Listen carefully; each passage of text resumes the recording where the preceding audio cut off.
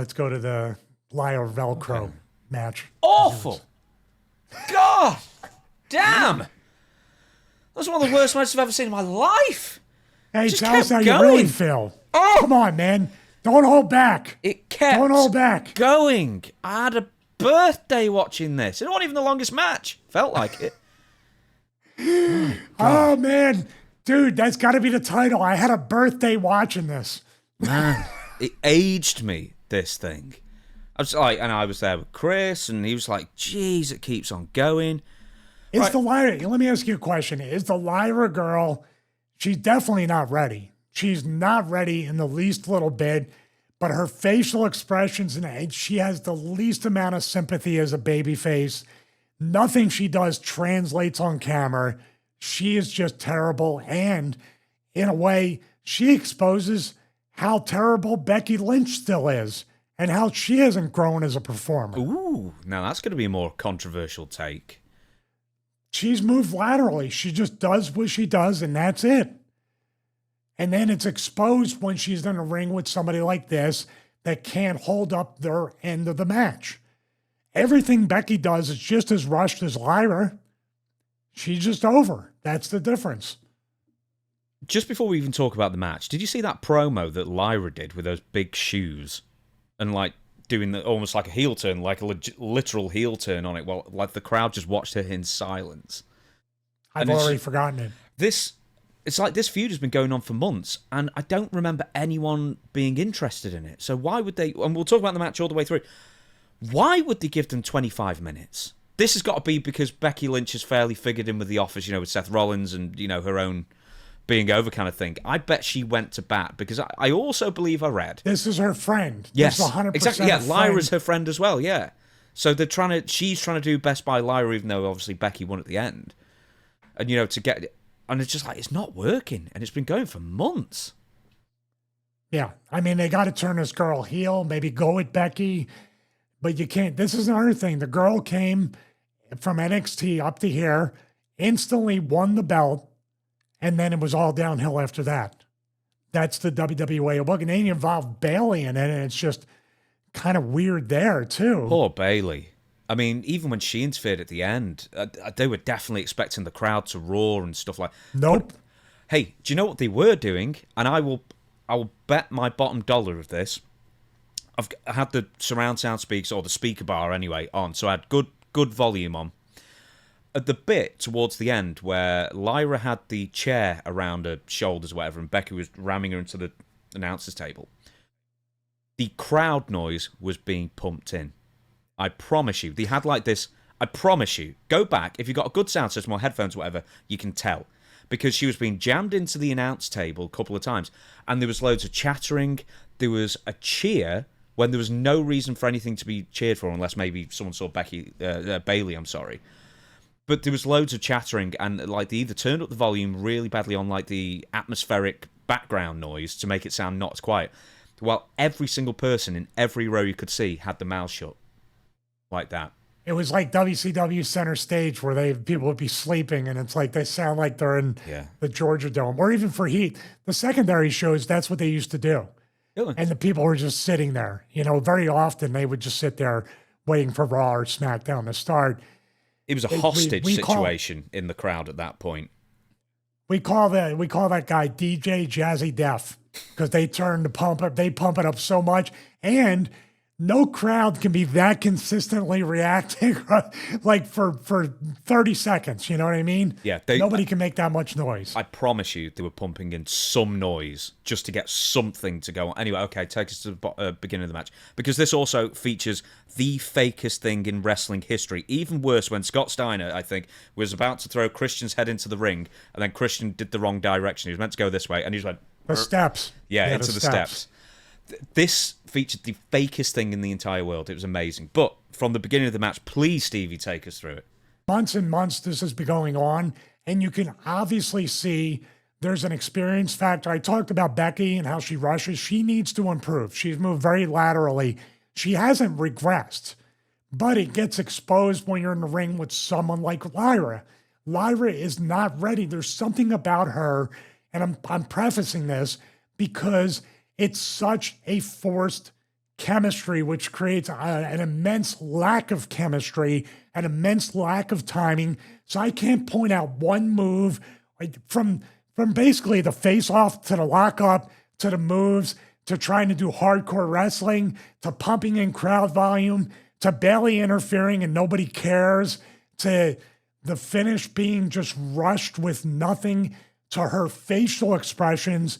Her facial expressions trying to get sympathy and sell look like somebody who's basically being a crybaby, being a heel.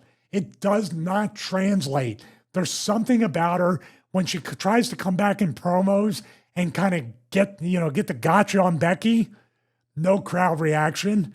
The fans do not care about her. She doesn't translate. Can she work? I don't know. She can wrestle. She's athletic, but she has completely the wrong character. So everything from the beginning of this angle, including this match, which hopefully the angle's over, we'll find out tonight as we're recording this, but this is like the angle everybody wants to die and everybody refuses to let die. I can't pinpoint one thing, although we got a what went wrong coming up. It's just terrible chemistry, terrible storyline, terrible angle, and leads to many, many terrible matches. There were so many weapons in this. Yeah, pretty much. There was one bit that was good. One single bit. And Chris said this. He said, I really like it when Becky hits Lyra because every time she does, feathers plop off Lyra's outfit and it looks like a cartoon. And I thought, well, you found the silver lining there. But once again, this was over 25 minutes long, millions of weapons, constant chairs, fire extinguishers, 3 kendo sticks that are made out of dry spaghetti. No psychology. And by the way, you bring up that kendo stick. I'm sorry to interrupt. Why do you go back to the kendo stick when obviously these girls can't handle when Lyra is hitting or even taking shots, they're all over the place, but nobody's selling it. Everybody's trying to grab. Remember that say it was on Raw, I think, right? Like last week or the week before. Why give them weapons? They can't even work without weapons. Oh, there was a toolbox in this one that didn't lead to anything. A wrench led to nothing. Do you remember when hitting someone with a wrench would be cause for them being off TV for months? Dude, she hit her with a wrench like in the elbow and all she did was ow. And God, she didn't sell anything.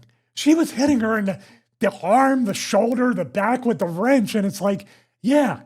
I mean, you might as well have brought out the sledgehammer, although the music would hit and then we get another cameo by him. Well, I'm surprised that Triple H didn't play Becky Lynch and Lyra Valkyria in this match. The match would have been good. See, I had something good to say about Triple H. Right. We've got to save the zip tie things for the last bit of this. But there was one bit, once again, where, Lyra had the chair over and then Bayley interfered. But I can't remember where it happens exactly. But Lyra's on the floor with the chair over her and she sat up like this. Completely still for ages, just like that for ages, staring at what's going on, not selling, nuts, man. It was nuts. Right, we've got to get to the zip ties. Take us through it. At one point, while Stevie actually gets the video up, because this is what went wrong, the visual, because it's amazing, is that about halfway through the match, Becky Lynch zip ties Lyra Valkyria's wrists, right? And I thought, this has got to be near the end of the match. It was halfway through, and it was over 25 minutes. And then there's one point where Lyra starts making a comeback and then does a belly-to-belly on Becky. And then the fakest thing in the history of wrestling happens. Stevie, what happened here? You could say what went wrong. What went terribly wrong. Yeah, what went even more feathers. wrong.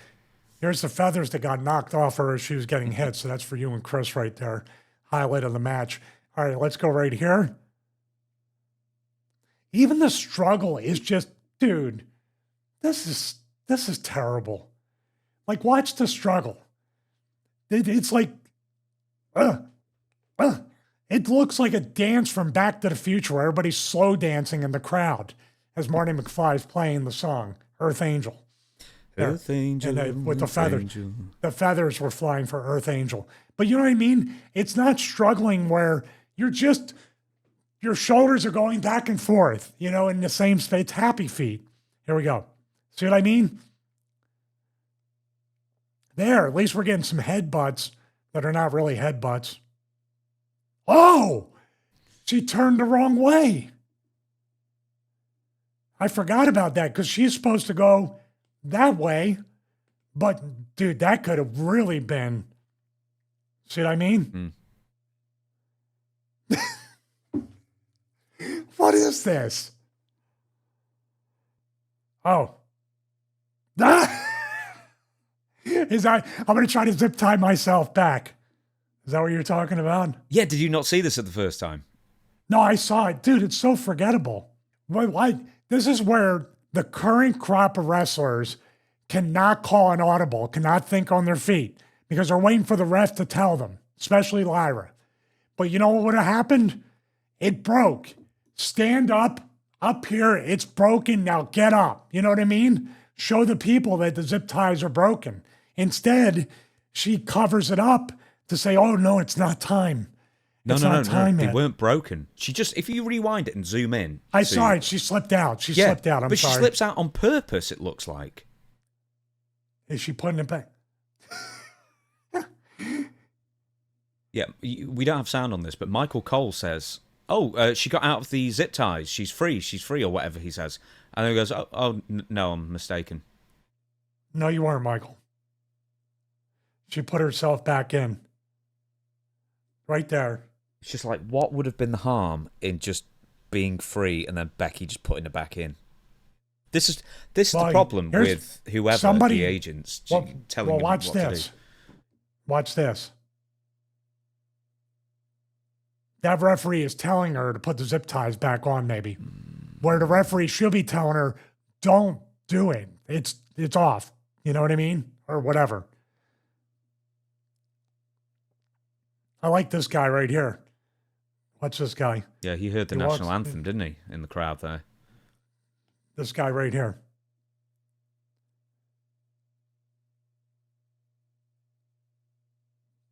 It's like, oh my God.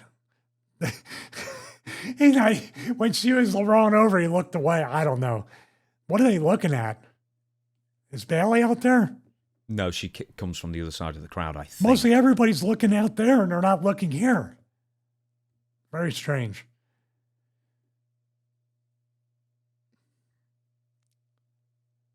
So there you go. This just comes down to like paint. You're wrestling by numbers. You're literally saying to yourself, A, B, C, D. If we go off script, we can't go off script. The zip ties have to remain in place until this point.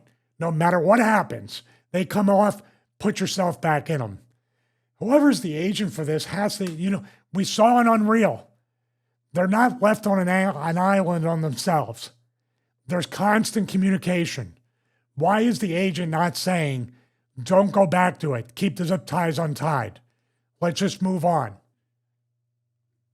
I don't know. It was a terrible match, though. Terrible match. But the thing is, it's not like they were not executing a lot of the moves just fine, or at least some of the moves just fine. It's the fact that they had no rhyme or reason, and it's the fact that they went 25 minutes, and the fact that nobody has been interested in this feud since it started. And also, Becky Lynch turns back up at, WrestleMania this year, after, 18 months, 2 years gone, whatever she was. She was gone for a long time, people wanted her back. Only to have her turn heel again.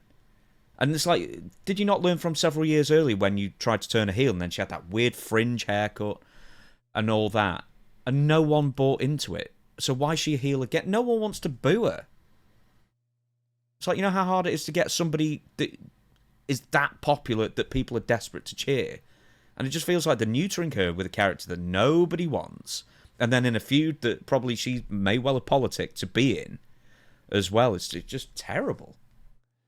Well, the real play would have been to have Lyra turn heel on her the night after they lost the belts at WrestleMania. Wasn't that when she turned on her? They won the tag titles and then lost them again, yeah. It should have been her turning on Becky and being an ungrateful friend. And Becky did everything for her. And you're right.